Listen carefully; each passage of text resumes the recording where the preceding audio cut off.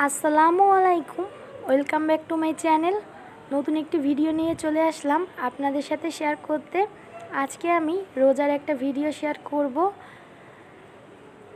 ছোট বাচ্চা নিয়ে কিন্তু ইফতারি তৈরি করা, সেহরি করা খুবই কষ্টকর, কারণ ওকে সামলিয়ে তারপর সব কিছু করতে হয়। আর আমার বাবুটাও হচ্ছে 8 মাস বয়স, যেহেতু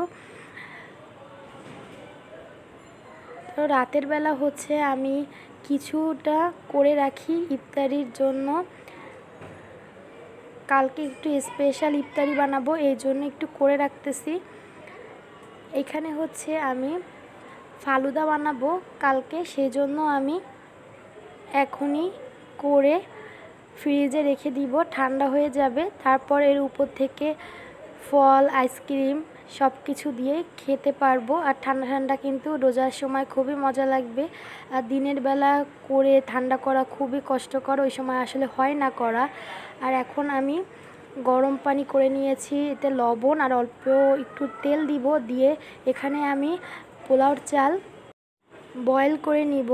কালকে আমি ফ্রাইড রাইস করব এই জন্য।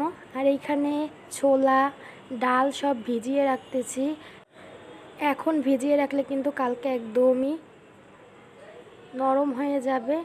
আর এখন আমরা রাতে, এখন কিন্তু সেহরির সময় হয়ে গিয়েছে। আর আমি কত রাতে কাজগুলো করে তারপর সেহরি খেয়ে তারপর ঘুমাবো। আসলে বাচ্চা নিয়ে কিন্তু একবার ঘুমিয়ে পড়লে এইটুক সময় আর সেহরি খেতেই কিন্তু দেরি হয়ে যায়, কারণ ও একটু লেট করে ঘুমায়, এই জন্য। তো আমরা চেষ্টা করি সেহরিটা খেয়ে নামাজ পড়ে তারপরে ঘুমানোর। আর কাজটা একটু এগিয়ে রাখি যাতে আমার সকালে কষ্ট কম হয়, এই আর কি। আর এইখানে হচ্ছে আমি পরের দিন ইফতারির আগে আমি এখানে মুরগির মাংসটা রাতের বেলায় কেটে রেখেছিলাম। আজকে হচ্ছে বানাবো সাসলিক, চিকেন সাসলিক। আর এই রেসিপিটা কিন্তু আমি দিয়েছি আগের দিন, কিছুটা অংশ আসলে কেটে গিয়েছে প্রথম থেকে। আর ভিডিওগুলো কিন্তু আমি একটু দেরি করে দিচ্ছি, কারণ আসলে আমার সময়তে পারতেছি না বাচ্চা নিয়ে। তো আপনারা কিছু মনে না করে একটু দেখে নেবেন কষ্ট করে, আর আমার পাশে থাকবেন, আমিও আপনাদের পাশে থাকবো। আর যারা এখনও পর্যন্ত আমার চ্যানেলটা সাবস্ক্রাইব করেননি, করে দিবেন। আর ভিডিওটা ভালো লাগলে একটা কমেন্ট করবেন। তো এখন আমি ফ্রাইড রাইস করব, আর আজকে একটু অন্যরকমভাবে করতেছি। তো দেখতেই পাচ্ছেন সব কিছু সবজি, চিকেন দিয়ে ভালো করে ভেজে তারপর রাইসটা বের করে নিব।